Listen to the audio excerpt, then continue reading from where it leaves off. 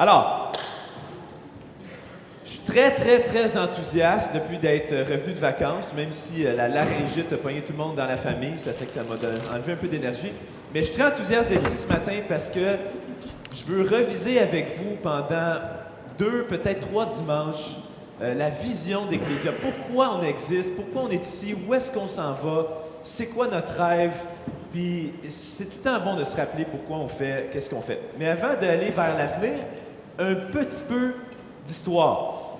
Alors, on est arrivé à Saint-Jérôme en 2007 avec le but d'implanter une église à Saint-Jérôme, de voir la ville de Saint-Jérôme transformée par Jésus, remplie du nom de Jésus.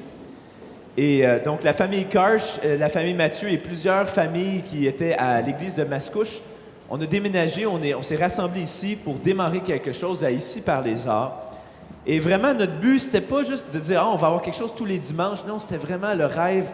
Est-ce que ce serait possible de remplir la ville de Saint-Jérôme du nom de Jésus? Quand même ambitieux.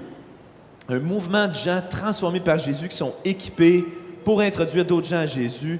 Donc, dès le départ, on a commencé à se rassembler, puis pas juste le soir, le dimanche, mais le plus possible de se réunir dans des groupes. On a eu des baptêmes au lac Lachigan, des moments vraiment particuliers au début de l'Église. On se rassemblait ensuite dans l'école Laurentia, juste un peu plus haut. Et on continuait à célébrer ensemble chaque dimanche, mais on se réunissait dans des groupes comme ici. Ben, ça, c'est le groupe jeunesse. Mais on voulait que chaque personne puisse faire partie de la famille de Dieu durant toute la semaine, pas juste le dimanche matin. Une autre action, encore les jeunes, où est-ce qu'on voulait faire partie de la communauté en train de servir, ramasser des feuilles, ça s'en vient, on va peut-être refaire ça, je ne sais pas. Ça, c'est un groupe plus récent chez Robinson et Larissa. Mais juste pour dire que ça a tout le temps été important pour nous d'être une église qui se rassemble, mais qui se disperse aussi partout dans la ville pour vivre comme des disciples de Jésus, une famille en mission. Et au fur et à mesure qu'on étudiait la ville qu'on vivait à Saint-Jérôme, on réalisait que wow, c'est donc une ville qui a beaucoup de besoins, de souffrances, beaucoup de brisements dans la ville de Saint-Jérôme, surtout au centre-ville. Puis on a commencé à prier, désirer, chercher de s'établir vraiment au centre-ville. Et c'est là qu'on a découvert l'ancien cinéma Rex, qui avait l'air de ça avant. On a su que c'était à vendre. À vendre. On a fait une offre, ça a été refusé. On a réalisé que c'était un endroit qui était vraiment mythique à Saint-Jérôme. On a retrouvé des vieilles cartes postales qui ressemblaient à ça. Le Rex, c'était l'endroit de rassemblement pour le divertissement à Saint-Jérôme pendant quasiment 75 ans. Et là, c'était à l'abandon. Ça ressemblait à quelque chose comme ça quand on est rentré, des mannequins. Qui se rappelle de cette scène-là ici? Les Braves et hein? Et on a même découvert des images en enlevant tout ce qu'il y avait là, des images psychédéliques assez... disons, c'était comme la trame sonore de Passe-Partout en visuel, tu sais, ceux qui ont connu ça. Et donc, on a commencé à... Là, bien sûr, j'ai volé un petit punch, mais après 1 an, le propriétaire nous est revenu et on a pu faire une autre offre qui a été acceptée. Le zonage a été accepté comme un endroit pour un lieu de culte. Et donc, tout ça se plaçait. Des gens ont donné, on a pu acheter le Cinéma Rex. On a commencé à travailler pour construire des locaux pour les enfants. On a commencé à le transformer pour pouvoir accueillir le plus grand nombre, pour remplir la ville du nom de Jésus. C'était ça notre but depuis le début. En automne 2013, on a eu un certain choc quand la ville nous a exigé la réfection de la façade en avant. Et le rapport des ingénieurs nous disait que ça devait être démoli en avant. Ça nous a un petit peu jeté à l'envers. Mais en même temps, encore une fois, on voyait que c'était pas juste nous qui voulions que la ville de Saint-Jérôme soit remplie du nom de Jésus. Dieu lui-même était en train de faire ça parce qu'il nous envoyait des gens comme Marius et Michel, architectes de l'Afrique du Sud, qui sont venus, qui nous ont fait rêver à voir ceci comme une opportunité de servir notre ville et non comme un obstacle. Et on s'est mis à rêver, mais pourquoi on ne transformerait pas la partie avant dans un centre communautaire qui serait au service de la ville, qui permettrait de remplir la ville du nom de Jésus? Là, on a commencé à rêver d'avoir avant d'aller là, d'avoir un café au premier étage, au rez-de-chaussée, un café communautaire pour faire connaître Jésus au plus grand nombre, puis servir les gens. Un café qui aurait un engagement social, une halte garderie au 2e étage, un 3e étage multifonction pour des groupes de jeunes, pour des conférences, pour des soirées vie renouvelée. Je vais en parler un petit peu plus longtemps, mais on s'est mis à rêver à tout ça, toujours dans le but de dire, il faut que notre ville soit remplie du nom de Jésus. Et en 2015, on a commencé la construction, ça fait déjà 3 ans, c'est fou, la démolition. Je vous l'ai déjà dit, je pense, mais quand j'ai vu cette scène-là, mon cœur a failli arrêter de battre. Puis je me disais, c'est complètement fou qu'est-ce qu'on est en train de faire.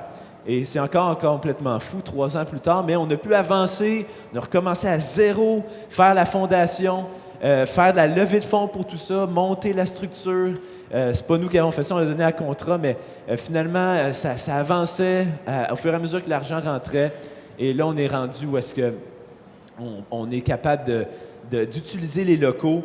Et on a pu, à travers ça, voir plusieurs missionnaires venir ici pour apprendre le français avec nous, pour être déployés un peu partout en Afrique du Nord.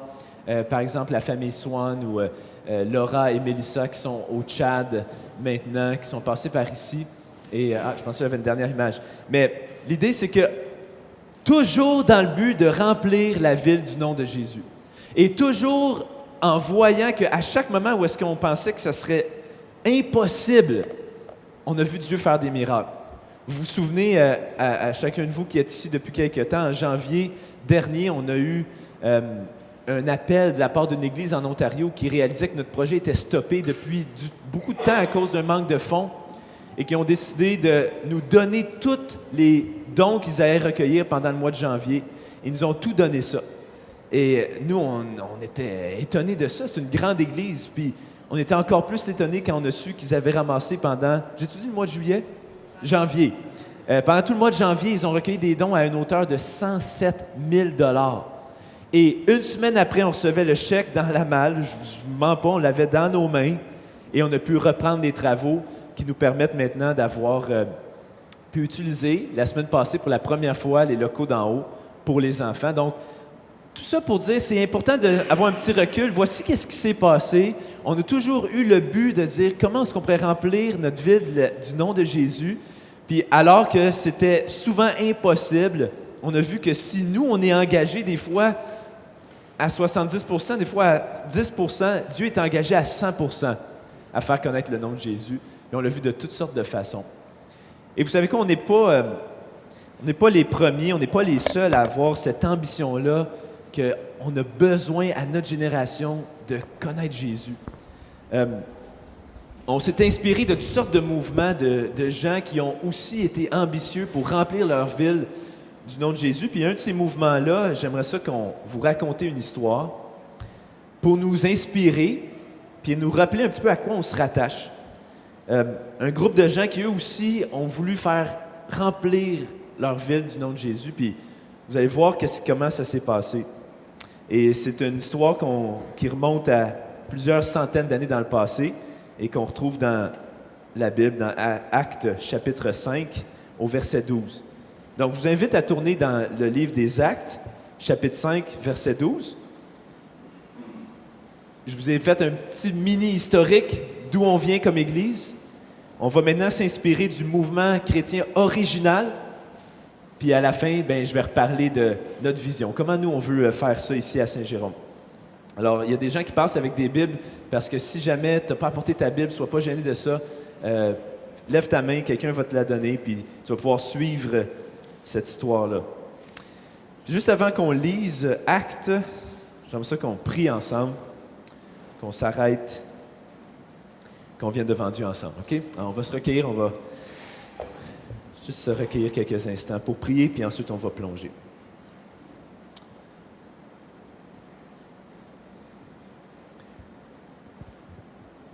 Ô Dieu vivant,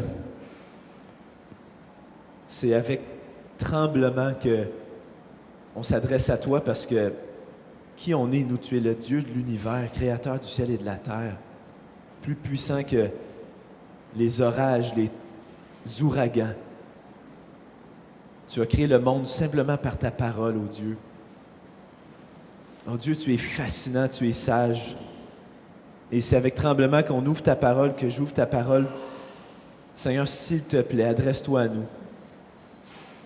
Et s'il te plaît, enlève les distractions, les choses qui nous empêchent de t'écouter, puis viens nous parler, s'il te plaît, ce matin. Rappelle-nous qu'est-ce que tu as fait et confirme-nous ce que tu vas faire. Dans le nom de Jésus que je prie. Amen. Dans Actes chapitre 5, au verset 12, on est quelques semaines à peine après l'événement de la crucifixion de Jésus et de sa résurrection et finalement de son ascension au ciel. Et donc, les premiers chrétiens viennent d'être comme électrifiés par cet événement-là. Et au verset 12 du chapitre 5, on lit un genre de topo de ce qui se passait dans la ville, pas de Saint-Jérôme, mais de Jérusalem. Beaucoup de signes miraculeux et de prodiges se faisaient au milieu du peuple par l'intermédiaire des apôtres. Ils se tenaient tous d'un commun accord au portique de Salomon. Personne d'autre n'osait se joindre à eux, mais le peuple les tenait en grande estime. Le nombre de ceux qui croyaient au Seigneur, hommes et femmes, augmentait de plus en plus. On en venait à sortir les malades dans les rues et à les placer sur des civières et des brancards, afin que lorsque Pierre passerait, son ombre au moins couvre l'un d'eux. Une foule de gens accourait aussi des villes voisines vers Jérusalem. Et ils amenaient des malades et des personnes tourmentées par des esprits impurs et tous étaient guéris. Si nous, on pense que c'est comme un miracle quand un Québécois se tourne vers Jésus, devient croyant, c'est dur pour nous d'imaginer comment c'était un miracle quand un Juif du 1er siècle se tournait vers Jésus. La raison, c'est que parmi tout l'Empire romain, je viens d'écouter toute une série sur l'Empire romain, je suis un peu rempli de ça, là, mais un petit élément, parmi tout l'Empire romain, même s'il y avait une diversité extraordinaire entre l'Afrique du Nord, l'Asie mineure, la Gaule, c'était très, très diversifié, mais il y avait quand même des choses assez communes. C'est que c'était tous des peuplades extrêmement religieuses, avec des temples de toutes sortes dans toutes les grandes villes. Et malgré que c'était tous des temples à des dieux différents, il y avait des pratiques très communes. Ils faisaient tous des offrandes à leurs temples. Il y avait tous des festivals dans les villes. Alors que tu es un peu partout dans l'Empire romain, tu faisais partie de différents festivals et tu allais payer des hommages à différents dieux. Et c'est ce que nous, on appelle maintenant le paganisme. Ils n'appelaient pas ça comme ça à l'époque, mais même de ville en ville, même si c'était très différent, il y avait des choses très semblables. Mais il y avait une grande anomalie dans l'Empire romain. Et c'était les Juifs. Les Juifs ne croyaient pas à des dieux multiples. Il n'y avait pas des idoles, des sculptures, mais ils croyaient à un seul Dieu.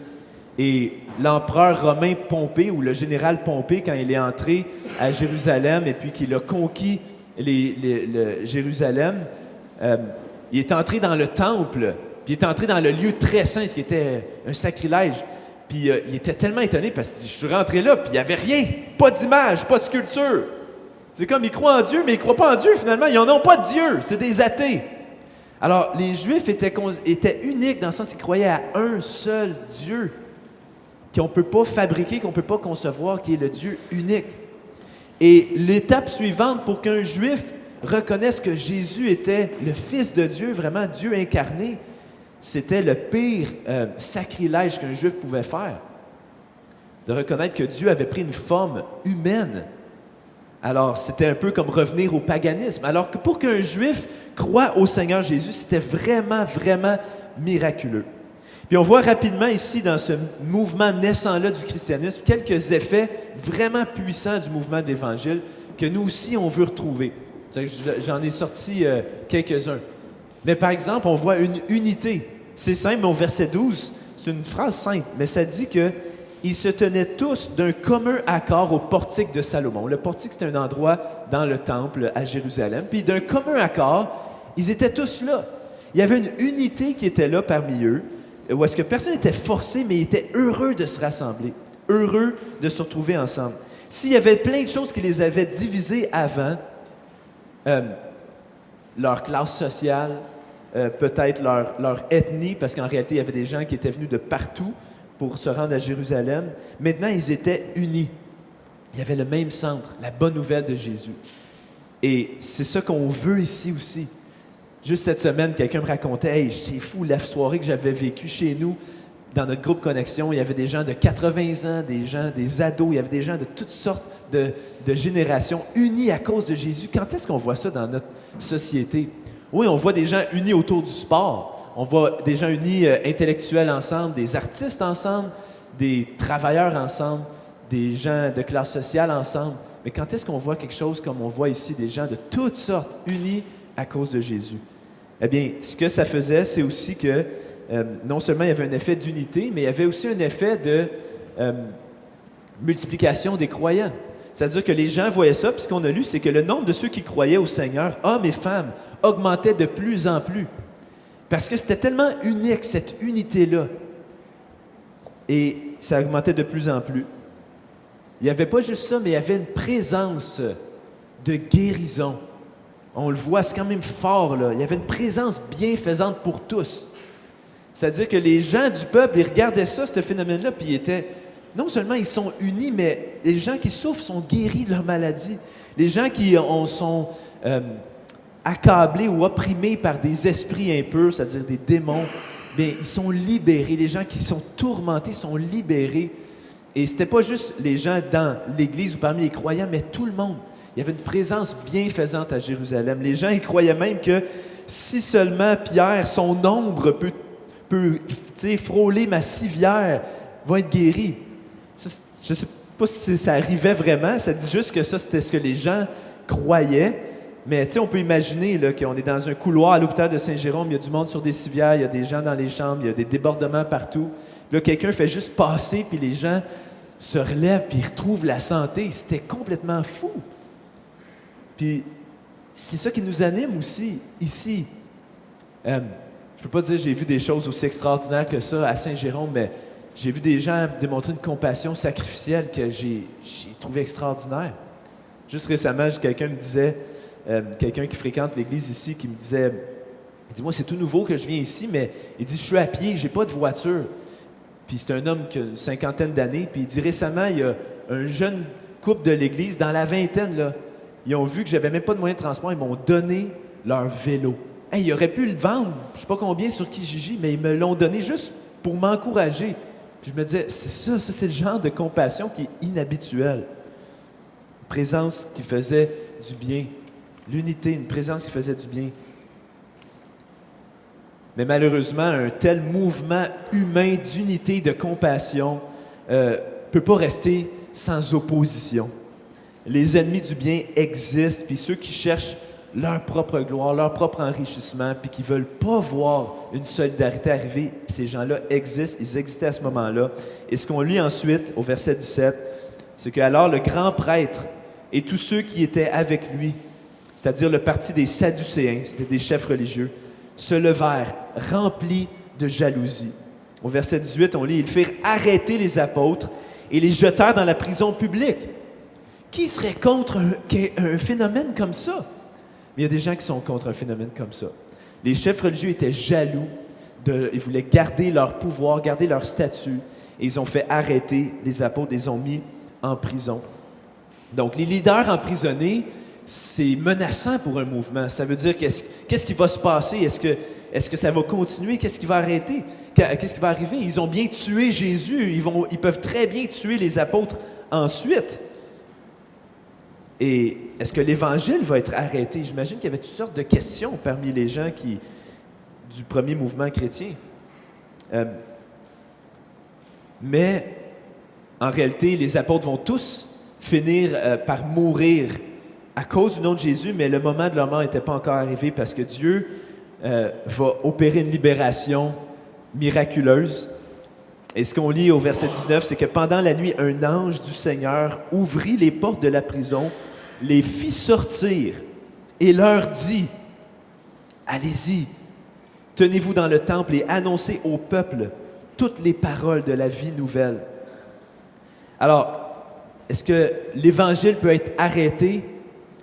Non. Et puis là, la façon qu'il a été libéré, l'ange les libère, il dit, « OK, retournez-y. » Mais je peux imaginer quand même comment il pensait. Tu sais. Il disait, écoute, on vient de se faire mettre en prison. En réalité, quand on a lu le récit, c'est la deuxième fois qu'ils se sont fait mettre en prison. C'est quand même dangereux. Est-ce qu'on continue ça? Mais non, il faut que la ville soit remplie du nom de Jésus. Il parle les paroles de la vie nouvelle. Il faut que ces paroles-là des paroles qui donnent la vie, qui nous assurent que notre honte est effacée, que notre difficulté de croire Dieu a été mise de côté pour nous donner la réconciliation, notre péché est enlevé et qu'on appartient maintenant à Dieu. Ces paroles-là de la vie nouvelle, que l'espoir pour notre monde existe et il est sûr. Toutes ces paroles-là, il dit, il faut que ça soit rempli, il faut que la ville en soit remplie. Allez-y. Et première chose qu'ils font, aussitôt, c'est le matin, au verset 21, après avoir entendu cela, ils entrèrent de bonne heure dans le temple et se mirent à enseigner. Et quand le grand prêtre et ceux qui étaient avec lui arrivèrent, on va arriver là. Mais donc, oui, ce qu'ils ont fait, c'est qu'aussitôt qu'ils sont sortis, ils sont retournés, ils ont continué à parler de Jésus. Sans crainte, zéro crainte. Il faut le dire. J'aime vraiment la prochaine scène. C'est vraiment comique. Parce qu'on peut imaginer les chefs religieux, OK? La veille, ils ont fait emprisonner les apôtres. Là, on est le matin. Ils se lèvent le matin, ils mangent leur toast au beurre de pinot, au beurre de figue. Puis ils arrivent ensemble, ils disent, OK, on se réunit, on va appeler le Sanhédrin. Ça, c'était le tribunal juif, si on veut.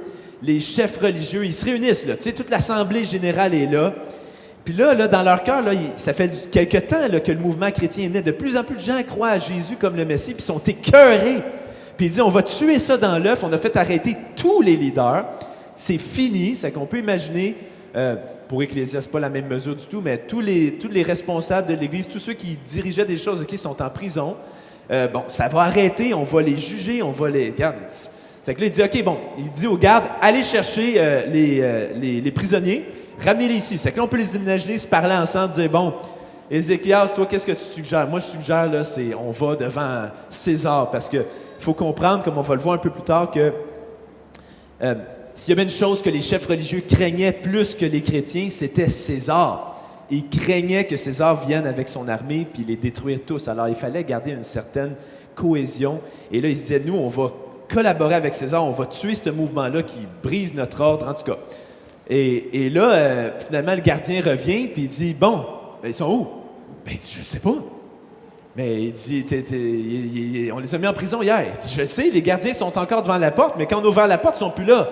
Ah, mais tu me niaises, ils étaient là, on les a tous vus. Non, ils sont plus là. Au verset 22, quand le grand prêtre et ceux qui étaient avec lui arrivèrent, ils convoquèrent le Sanhédrin et tout le conseil des anciens d'Israël. Ils envoyèrent chercher les apôtres à la prison.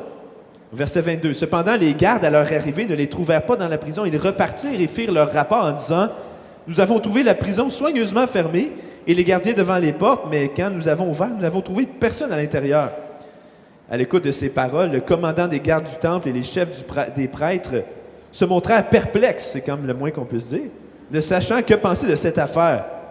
Je ne sais pas si ça vous est déjà arrivé, là, mais je suis revenu, moi, chez nous cette semaine, OK, il était 4h30, 5h, puis je rentre à la maison, puis il n'y a pas un bruit. Je me dis, puis moi, j'ai 4 enfants, ça mène du train en masse. Je me dis, ils sont peut-être au sous-sol. Ils sont pas au sous-sol. J'ouvre les portes, ils sont pas là. Je regarde, les sandales sont là. Je dis, voyons, je m'en vais dehors, ils sont pas là. La vanne est là, mais là, je dis, voyons, j'étais perplexe. Ils sont où? Finalement, ils se repointent tous. Ils étaient allés prendre une marche.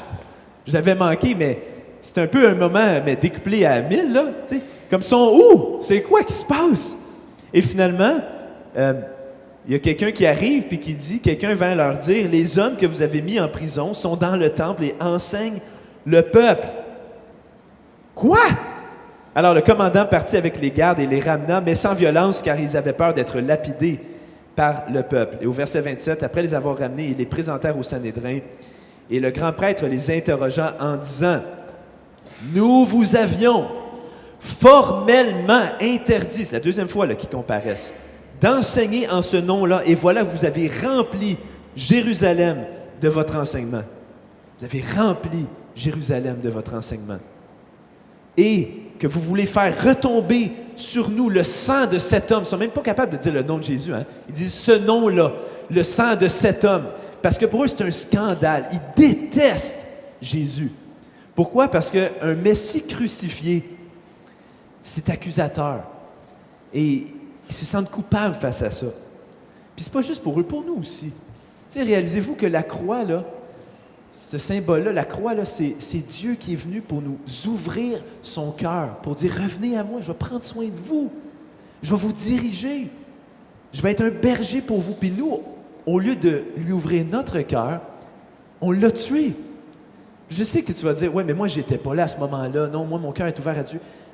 Ce que la croix nous dit, c'est que non, on refuse Dieu tel qu'il est. Oui, on s'invente des faux dieux, là, dans le sens qu'on s'invente notre propre image de Dieu, mais le vrai Dieu tel qu'il est, on résiste depuis Adam et Ève. On résiste au fait qu'il nous aime tellement. Tu sais, Dieu te dit ce matin, puis je vais juste être un porte-parole, mais Dieu, il dit, je t'aime jusqu'au point de mourir pour toi. Est-ce que tu crois ça? Comme vraiment, est-ce que tu crois ça? Probablement qu'il y aurait des comportements que tu n'aurais pas si tu croyais ça vraiment. De fuite, ou d'amertume, ou de dépression, qui font que tu as l'impression d'être abandonné. En réalité, Dieu dit, je t'aime à ce point-là. On a de la difficulté à recevoir Dieu, puis de la même façon, les pharisiens, les chefs religieux, ils refusaient que Dieu soit devenu un homme puis qu'il ait donné sa vie pour eux. Puis ils disaient, vous voulez faire retomber le sang de cet homme sur nous. Ils réagissaient énormément. Mais ce qui est fou, c'est que même s'ils réagissaient beaucoup à la croix, ils disent encore, on vous avertit, ne parlez plus. La réponse de Pierre est extraordinaire. La réponse de Pierre, alors qu'il vient de se faire dire, je ne veux plus que tu parles de Jésus, comment il répond? En parlant de Jésus, il revient à l'Évangile, il redit l'Évangile. Pardon. On voit ici. Pierre et les apôtres, répondirent, il faut obéir à Dieu plutôt qu'aux hommes. C'était clair pour eux, l'autorité ultime. Il disait, nous, là, on n'obéit pas à notre gouvernement en premier, on n'obéit pas aux poètes de notre monde en premier, on n'obéit pas à l'establishment financier en premier, on obéit à Dieu. Il s'est fait connaître à nous. Et c'est ça qu'on est ici à Ecclésia. On dit non, nous, on veut marcher au rythme, pas de Netflix, pas de Amazon. Ça ne veut pas dire qu'on est désobéissant au gouvernement. Je veux juste dire, ce n'est pas notre autorité ultime. Notre autorité ultime, c'est Dieu. Et là, on peut dire, ouais, mais c'est donc prétentieux de prétendre connaître le vrai Dieu. Mais vous savez comment c'est insultant de prétendre connaître quelqu'un que tu ne connais pas? C'est insultant quand quelqu'un dit ah oui, je te connais, toi, tu as fait ci, tu as fait ça, puis tu ne me connais pas. Mais c'est à l'inverse très insultant aussi de déformer l'image de quelqu'un que tu connais. Et c'est ça qui se passait aussi pour les apôtres. Ils avaient connu Dieu, puis ils disaient on obéit à Dieu plutôt qu'aux hommes. Hey, merci, Michael, tu es vraiment gentil. Merci beaucoup, beaucoup. Alors, Pierre continue, il dit on obéit à Dieu plutôt qu'aux hommes. Le Dieu de nos ancêtres a ressuscité Jésus, que vous avez tué en le clouant sur le bois. Il n'avait pas peur de ces mots, lui. Hein? Dieu l'a élevé à sa droite comme prince et sauveur pour donner à Israël la repentance et le pardon des péchés. Prince et sauveur, repentance et pardon des péchés. Nous sommes témoins de ces événements, de même que le Saint-Esprit que Dieu a donné à ceux qui lui obéissent. Décortiquons ça en quelques minutes. Il répète l'Évangile, il dit, nous, on croit que c'est Dieu qui a envoyé Jésus, le vrai Dieu, le Dieu de nos ancêtres, celui qui a créé le ciel et la terre, puis qui avait promis à notre ancêtre Abraham de faire de ses descendants une grande nation qui allait bénir toutes les nations. Bien, nous, on croit que le descendant qui va bénir toutes les nations, le descendant d'Abraham, c'est Jésus. C'est lui. Et il est le prince et sauveur. C'est deux mots qui distinguent vraiment bien qu'est-ce que Jésus est pour nous. Il est le sauveur qui vient nous sortir de nos péchés. Qu'est-ce que je veux dire par là? Il nous pardonne. Il dit ta honte est effacée, la culpabilité est effacée. Mais pas juste le passé. Il dit maintenant aussi. Maintenant, ton défi de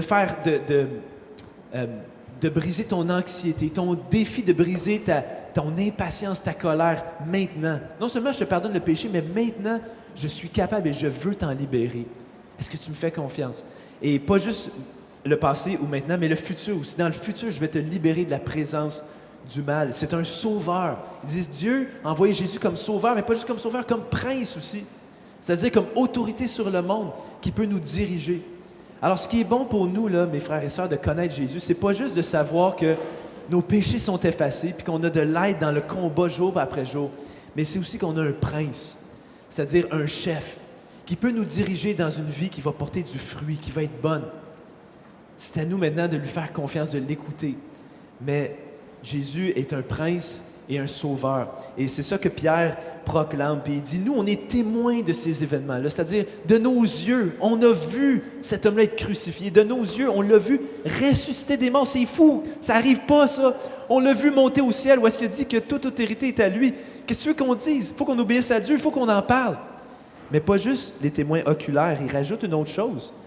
C'est pas juste nous qui sommes témoins.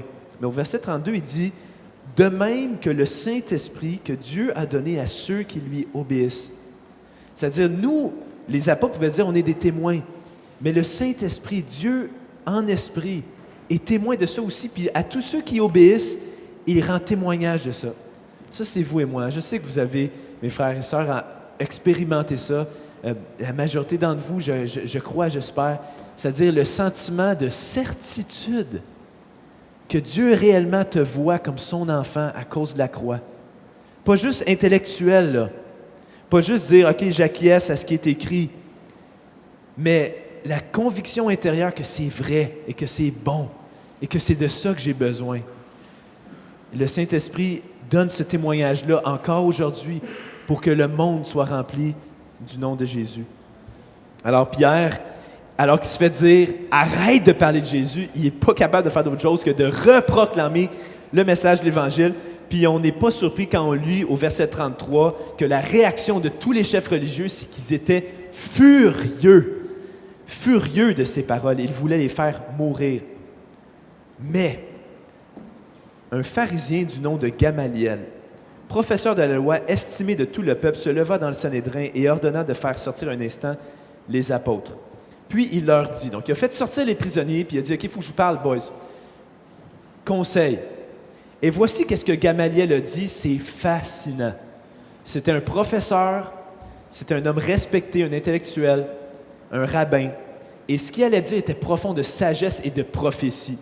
Et ça nous parle beaucoup pour nous, aujourd'hui à Saint-Jérôme. Regardez bien qu'est-ce qu'il dit. Au verset 35. « Israélites, faites attention à ce que vous allez faire vis-à-vis de ces hommes. En effet, il y a quelque temps, Theudas est apparu. Il prétendait être quelqu'un, peut-être le Messie, et environ 400 hommes se sont ralliés à lui. Il a été tué et tous ses partisans ont été mis en déroute. Il n'en est rien resté. Après, lui est apparu Judas le Galiléen. Deux personnages qu'on ne rencontre pas du tout dans le reste de la Bible, mais des gens que la génération connaissait. Donc, Judas le Galiléen, à l'époque du recensement, il a attiré du monde à sa suite. Lui aussi est mort et tous ses partisans ont été dispersés. Deux exemples de gens qui avaient fait une certaine révolte, qui se prétendaient peut-être être le Messie, mais qu'une fois qu'ils étaient morts, c'était arrêté. Là, Gamaliel est en train de dire, regarde, leur chef Jésus, là, il est mort lui aussi. OK? Ça va probablement faire la même chose que ça a fait avec ces deux autres gars-là. Maintenant, je vous le dis, au verset 38, ne vous occupez plus de ces hommes et laissez-les faire. Si cette entreprise ou cette activité vient des êtres humains, elle se détruira. En revanche, si elle vient de Dieu, vous ne pourrez pas la détruire. Ne courez pas le risque de combattre contre Dieu. Je ne sais pas si ça a résonné comment ces paroles-là, mais il était furieux, là, tout le monde, quand il leur a dit ça. Ils se rangèrent à son avis. Ça a vraiment changé le ton. Ils appelèrent les apôtres, les firent fouetter, leur interdirent de parler au nom de Jésus et les relâchèrent. Ça, là, mes amis, c'est une leçon pour nous. Si ce qu'on fait ici, là, c'est juste comme Ecclésia, c'est juste comme la religion chrétienne parmi tant de phénomènes religieux dans le monde, ça va arrêter. On va mourir, ça va arrêter. Mais si c'est Dieu qui est derrière, si c'est le plan de Dieu, si c'est la façon que Dieu vient secourir les êtres humains, 180 000 personnes dans le Grand Saint-Jérôme, 200 millions de francophones dans le monde, 8 milliards de personnes, c'est la façon que Dieu vient nous secourir, ça ne sera jamais arrêté. Rien ne va pouvoir l'arrêter. Et regardez la réaction. La réaction, l'autre effet du mouvement de l'Évangile, c'est que les apôtres sont sortis avec une détermination indestructible de répandre l'Évangile, qui est le même mot que la bonne nouvelle de Jésus. Au verset 41, mais regardez ça, c'est fort. Les apôtres quittèrent le Sanhédrin, joyeux d'avoir été jugés dignes d'être maltraités pour le nom de Jésus. Avez-vous entendu ce que je viens de dire? Joyeux d'avoir été jugés dignes. Ça, là, ça nous prend, je vous dis, ça nous prend au moins 30 minutes de méditation pour comprendre ça, parce que c'est tellement étranger à notre façon de penser. Ils étaient joyeux, pas parce qu'ils aimaient la souffrance, mais ils réalisaient le fait qu'on a été maltraités, alors que c'est clairement du bien qu'on est en train de faire.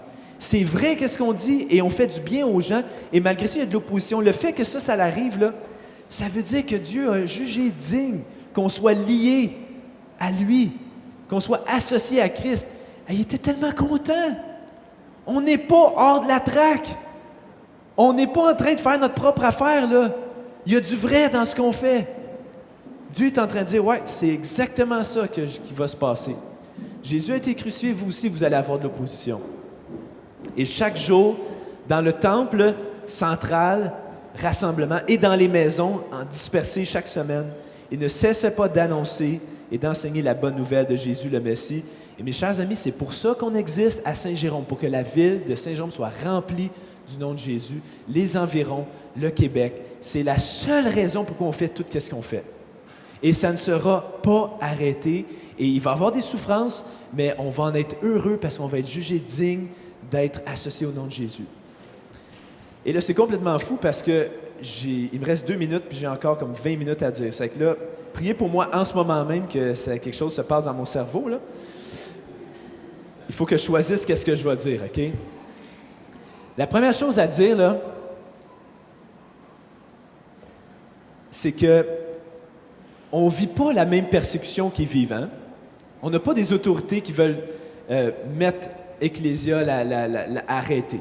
Okay? Ils ne veulent pas arrêter Ecclésia. Mais voici ce que je crois qui est le plus grand obstacle pour le mouvement de l'Évangile, pour nous, à notre génération.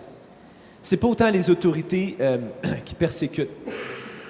Je crois que c'est les distractions qui viennent du monde dans lequel on vit, un monde de consommation, un monde mondialisé, où est-ce que les grandes compagnies font tout en termes de publicité, de milliards de dollars de publicité, pour nous garder dans un état incessant de désirer d'autres choses pour être heureux, d'autres choses que Dieu.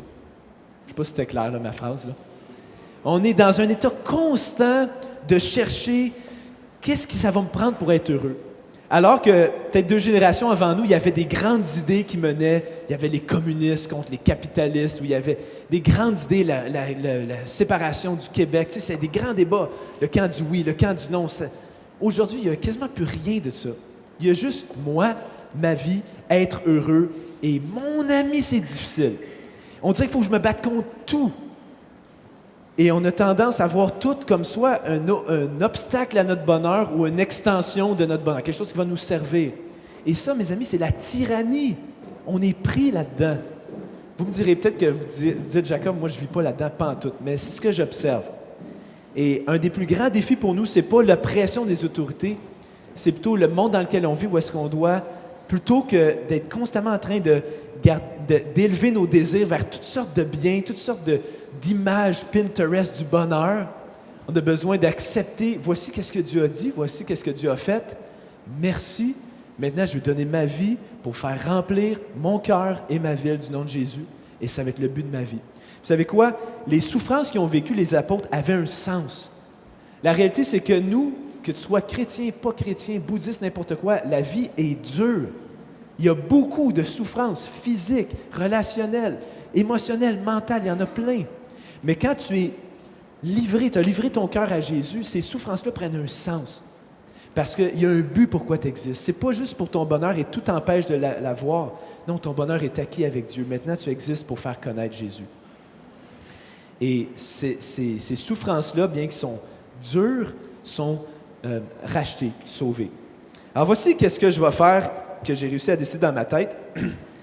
On va s'arrêter, on va chanter à Dieu.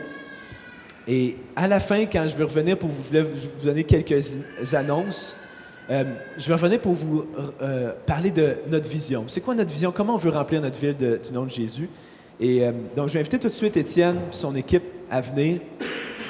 Et bien sûr, notre but, ce n'est pas juste d'exposer la parole de Dieu chaque dimanche matin, mais c'est de nous donner ensemble l'occasion de répondre à ce qu'on a entendu. C'est que là, ce qui se passe, c'est que je ne sais pas ce qui s'est passé dans votre tête pendant que vous écoutiez ce que je disais, qu'est-ce que Dieu vous a dit, mais là, maintenant, c'est temps de nous lever puis de chanter à Dieu. C'est-à-dire de se tourner vers lui puis de parler à lui. Pas chacun de nous individuellement, bien qu'on ait chacun des individus, mais maintenant collectivement, comme ceux qui ont été rachetés, sauvés, qui font partie de son corps, on se lève en bloc et on chante à notre Dieu. C'est que je vous invite à faire ça et on va continuer après.